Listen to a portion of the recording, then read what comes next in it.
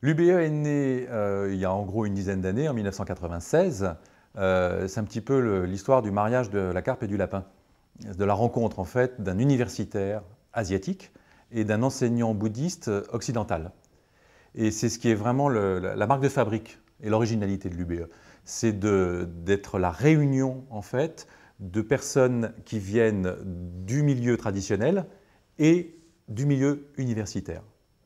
Et le souhait, c'était d'offrir au public français, le grand public, mais aussi le public des bouddhistes déjà engagés dans une pratique, le plus d'informations de façon synthétique sur l'ensemble des écoles du bouddhisme, avec un regard extérieur, comme celui de l'université, mais nourri du regard intérieur du pratiquant.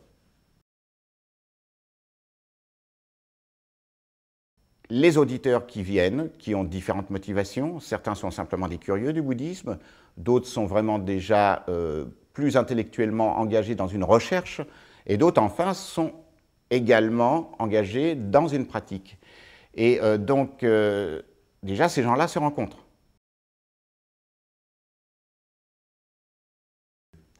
On a plusieurs vocations. D'abord, la première, c'est d'informer le public.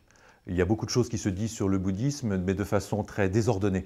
Donc on essaye d'abord de proposer un accès ordonné à toutes les écoles du bouddhisme, sur son histoire, sur sa culture, sur les différentes écoles, les différentes pratiques, en insistant à la fois sur ce qui est commun à l'ensemble des écoles et aussi à ce qui est caractéristique de chacune des écoles. Ensuite, on a une deuxième vocation qui est de former un certain nombre de personnes qui sont déjà engagées dans une pratique bouddhique traditionnelle, mais qui ont le souhait dans l'esprit occidental de connaître les origines historiques, la façon dont l'école a développé sa doctrine, quelles sont les raisons théoriques des pratiques qui sont enseignées. Et la troisième vocation, qui est celle qui a vraiment fait naître l'UBE, c'est l'échange. L'idée fondamentale, au fond, de l'UBE, c'est qu'il manquait un pont. Il manquait un pont entre des études qui étaient strictement universitaires, où on voyait le bouddhisme de l'extérieur d'une façon assez froide, je dirais presque chirurgicale, et puis une approche tout à fait confessionnelle que l'on a dans les centres.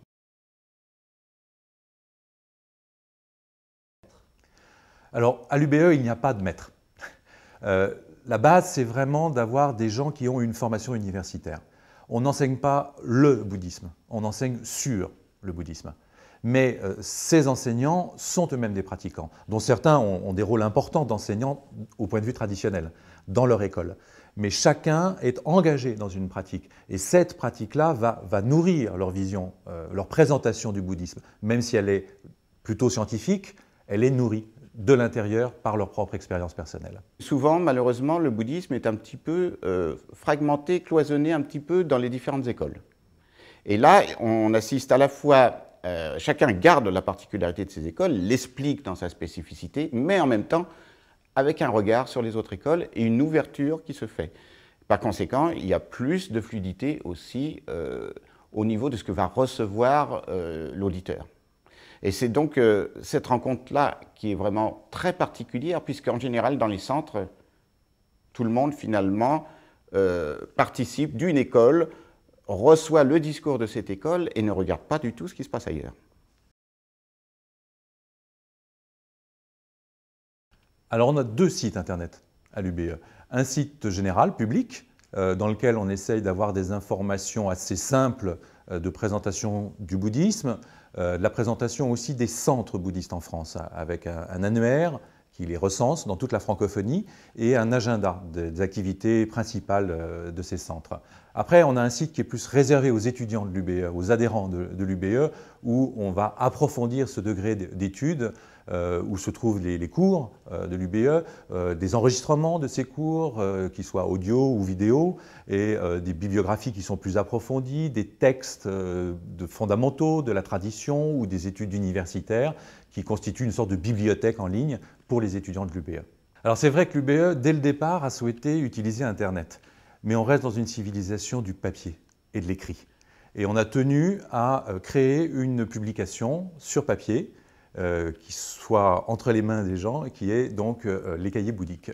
Ces cahiers reprennent en fait les thèmes qui ont été développés dans les cours. Comme nos programmes changent tous les ans, que nous avons de nouveaux étudiants tous les ans, on souhaitait qu'ils puissent accéder à ces anciens cours. Et ce sont des domaines qui ont été étudiés par les étudiants de l'UBE, souvent d'une manière très originale.